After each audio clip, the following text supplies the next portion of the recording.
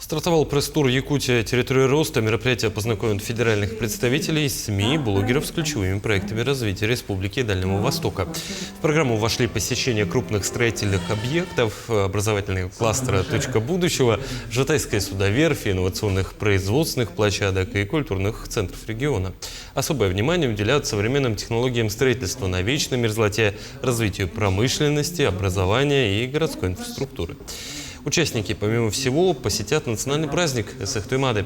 Пресс-тур призван показать, как в республике реализуются масштабные инвестпроекты, создаются новые рабочие места и формируются современные точки роста экономики Дальнего Востока. Я считаю, что это очень правильно, потому что благодаря федеральным проектам республика сделала за последние 5 лет колоссальный, еще раз повторяю, рывок вперед. Это и ветхоаварийное жилье, расселение, мы все видим, сколько домов деревянных снесло, как развивается строительство, это и безопасные качественные дороги, сколько дорог построено, мостов, мостовых переходов. Это, конечно, и цифровая экономика, это нацпроект образования. 52 школы построено за 5 лет и почти 120 отремонтировано.